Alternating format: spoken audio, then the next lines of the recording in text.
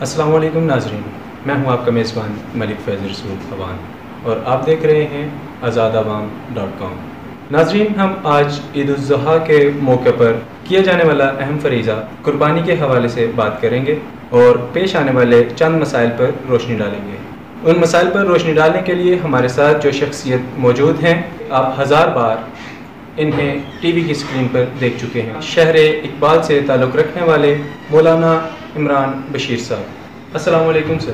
وعلیکم السلام ورحمۃ اللہ وبرکاتہ۔ آپ خیریت سے ہیں؟ الحمدللہ سر، امید ہے آپ بھی خیر وعافیت سے۔ اللہ کا شکر۔ سر، جیسے کہ عید الاضحیٰ کے موقع پر کیے جانے والا اہم فریضہ قربانی ہے، اور اس قربانی کو کرنے کے لیے ہمارے عوام کے لیے چند ایک مسائل ہیں، آپ کے علم و فہم سے روشنی ڈالیں گے۔ حضور، سب سے پہلے تو ہمیں یہ بتائیں کہ قربانی کی جو اصل ہے اس کے اوپر تھوڑی سی روشنی ڈالیں تاکہ ہمیں قربانی کی اہمیت اور اس کی جو فضیلت ہے حاصل ہو۔ سب سے پہلے تو میں آپ لوگوں کا شکر گزار ہوں کہ آپ لوگ اس جوانی کے اندر دین کی اتنی طلب رکھتے ہیں، اور آپ ہماری سیالکوٹ کی جو پہلی یونیورسٹی بنی ہے اس کے اسٹوڈنٹس ہیں، اور آپ طلباء کے اندر خوب محنت کر رہے ہیں۔ اللہ تعالیٰ آپ کو اس کی جزا دے۔ اور رہا قربانی کا مسئلہ، تو نبی کریم صلی اللہ علیہ وآلہ وسلم جو رحمت للعالمین ہے، قربانی کی اہمیت کو اس طرح بیان فرماتے ہیں کہ من وجد ساعۃ فلم یضحی، جس آدمی کے پاس گنجائش ہے، اللہ نے اس کے ذمہ لگایا کہ قربانی کرنا، اور وہ قربانی نہیں کرتا، فلا یقربن مصلانا، تو اس کو ہماری عیدگاہ کی طرف آنے کی اجازت نہیں ہے، اس کو کوئی ضرورت بھی نہیں ہے، اور ہماری طرف سے اجازت بھی نہیں ہے کہ وہ عید کی نماز کے لیے بھی نہ آئے۔ ایک گزارش تو یہ۔ دوسرا، قربانی کی اہمیت کو میں اس طرح پیش کروں گا کہ اصل قربانی ابراہیم علیہ السلام کی قربانیوں اور ان وفاؤں کا ترجمہ ہے جو انہوں نے اپنا سارا کچھ قربان کر دیا۔ بواد غیر ذی زرع عند بیتک المحرم، ایسی جگہ اپنی بیوی بچوں کو چھوڑا جہاں زندگی کا کوئی سبب نہیں تھا، موت کے سارے اسباب موجود تھے۔ تو اصل تو قربانی جذبات کی قربانی کا نام ہے، اس لیے اکثر حجاج سے بھی درخواست کرنے کا موقع ملتا رہتا ہے، تو میں یہی ان سے عرض کرتا ہوں حجاج کرام سے بھی کہ خاص طور پہ جب صفا مروہ پہ جائیں، مینا میں جائیں، تو وہاں جا کے جہاں ہر تمنا انسان کے اللہ پوری کرتا ہے، ایسی مبارک جگہ، وہاں جا کر بنیادی طور پہ اس چیز کو سامنے رکھیں کہ ابراہیم علیہ السلام نے جیسے اپنا سارا کچھ قربان کیا، کم از کم اپنے جذبات کو قربان کریں۔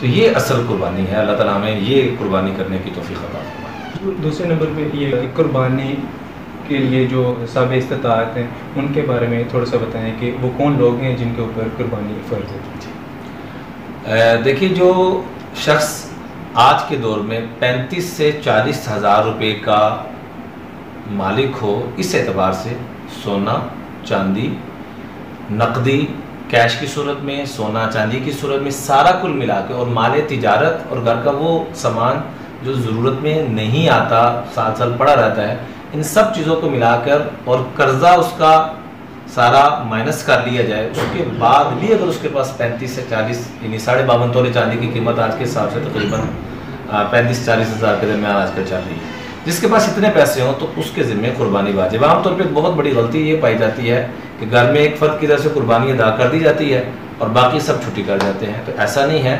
جتنے افراد کے پاس اتنی چیزیں ضرورت سے زائد موجود ہیں، اتنے پیسے، چاہے وہ نقدی کی صورت میں ہو، سونا چاندی کی صورت میں ہو، مال تجارت کی صورت میں ہو، کسی بھی اعتبار سے جس شخص کے پاس جو بالغ ہو، نابالغ بچوں کی طرف سے قربانی نہیں ہے، جو بالغ ہو اور جس کے پاس اتنے پیسے موجود ہوں، اس کی ملکیت میں ہوں، تو اس کے ذمہ قربانی واجب ہو۔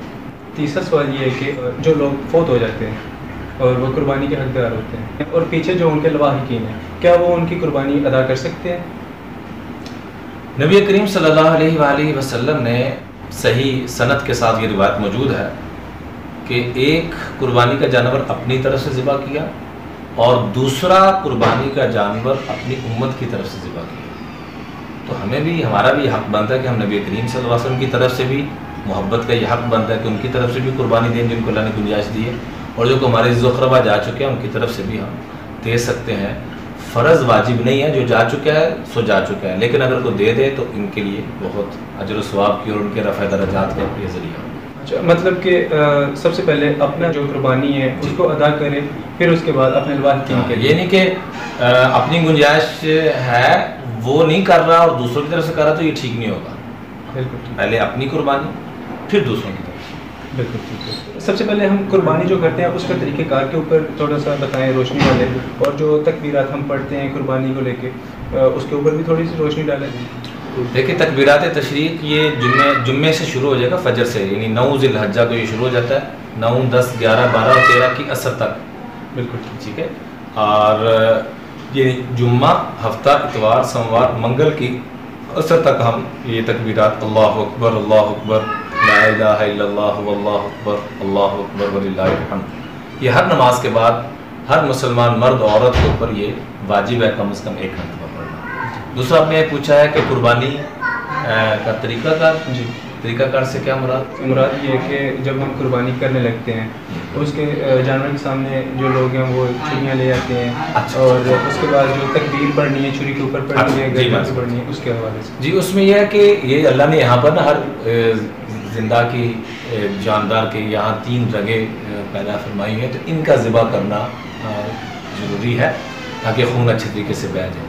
اور جن کی طرف سے قربانی ادا کی جا رہی ہے وہ اگر پاس کھڑے ہوں تو یہ بڑا اچھا ہے, کیونکہ آپ صلی اللہ علیہ وسلم نے حضرت فاطمہ سے فرمایا تھا کہ اپنی قربانی کے سامنے آپ کھڑے ہو جائیں, اور یہ کھڑا ہونا اللہ جل جلالہ کو بڑا پسند ہے. اپنے ہاتھ سے ذبح کیا جائے, اگر خواتین ہیں یا کوئی ایسا کمزور آدمی نہیں کر سکتا تو مرد حضرات جو ہے وہ کریں. قصاب سے آخری درجہ ہے کہ ان سے ذبح کروایا جائے, ورنہ اعلیٰ درجہ یہ ہے کہ جس کے ذمے قربانی ہے. لیکن جو اوزار ہیں, چھری وغیرہ یا جتنی بھی چیزیں ہیں, وہ صحیح معنی میں تیز ہونے چاہیے, کھردرے نہیں ہونے چاہیے, ورنہ ثواب کی وجہ گناہ ہوگا جانور کو تکلیف دینے کی وجہ سے. وہ تیز ہونا چاہیے تاکہ جلدی, اور بسم اللہ اللہ اکبر یہ پڑھتے ہوئے تکبیر کرنا چاہیے. حضور ایک آخری سوال ہے, اور اس کے بعد پھر آپ کا پیغام جو azadbam.com کے پلیٹ فارم سے عوام کو کیا دیں گے. اچھا, وہ یہ سوال ہے کہ جو آخر میں ہم حصے کرتے ہیں قربانی کے گوشت کے, اس کے بارے میں بتائیں کہ جو گھر میں قربانی جنہوں نے کی ہے وہ اپنے پاس کون سا حصہ رکھیں گے, کتنا حصہ رکھیں گے, جن کے پاس جانا چاہیے ان کا بتائیں. دیکھیے, حصے کے اعتبار سے 2 میں چیزیں وضاحت کروں گا. ایک تو یہ کہ آپ نے گھر میں بکرا ذبح کیا ہے, اس میں بہتر اس کو کیا گیا کہ ایک اپنا حصہ اپنے پاس رکھیں, ایک غرباء میں اور ایک رشتہ داروں میں, دوست احباب میں اس میں تقسیم کریں. لیکن اگر آپ سارا کا سارا گوشت غرباء میں دے دیں, سارا کا سارا رشتہ داروں میں دے دیں, سارا کا سارا گھر بھی رکھ لیں, تو اس کی بھی اجازت ہے. لیکن پسند جو کیا گیا وہ یہ 3 حصے کر لیے جائیں. ایک تو یہ. دوسرے نمبر پہ اجتماعی قربانی ہوتی ہے. مثلا ہم گھر کے 4 افراد ہیں, میری 2 قربانی ہوگی, آپ کی 2 ہوگی, باقی جو ہے ان کی 1 ہوگی, تو اس طریقے سے ہمارے 7 حصے پورے ہو گئے. اس میں حکم یہ ہے کہ اگر تو ہم نے سارا گوشت تقسیم کرنا ہے پھر تو حصے کرنے کی ضرورت نہیں, ٹھیک ہے, تقسیم کر دینا.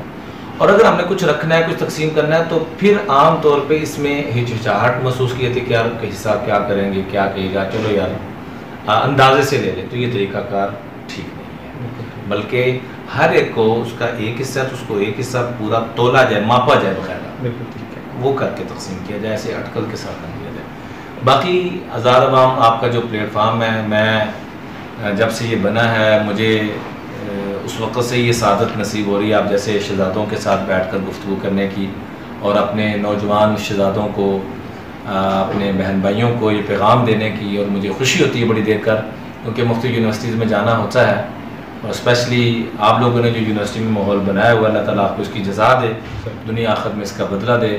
اور ہمارے ساتھی ہیں بڑے پیار والے, ان کے والد صاحب بھی پیچھے فوت ہو گئے, اللہ تعالیٰ ان کی, کیا نام تھا بزرگوں کا جی؟ محمد خالد صاحب. اللہ تعالیٰ ان کے اعلیٰ درجے میں بخشش فرمائے, جنت میں اعلیٰ مقام عطا فرمائے, لاحقین کو صبر جمیل دے. ان کے ایسے شہزادے ہیں جو ماشاءاللہ ہمارے ٹیم کے مستقل ایک حصہ ہیں, اور بڑی یہ دعائیں لیتے ہیں, اللہ تعالیٰ ان کو اس کی جزا دے, رفع درجات کا ذریعہ فرمائے. باقی پیغام میں یہ دینا چاہوں گا کہ کل قیامت کے دن اللہ تعالیٰ نے عمر کے متعلق پوچھنا ہے. عمر میں جوانی, بچپن, بڑھاپا سب کچھ آ جاتا ہے, لیکن اللہ پھر جوانی کے متعلق پوچھیں گے. اللہ کہ جوانی عمر میں آ جاتی ہے, عن عمرہ فیما افنا وعن شبابہ فیما ابلا, کہ عمر کے بارے میں پوچھنے کے بعد پھر پوچھیں کہ جوانی کہاں گزاری.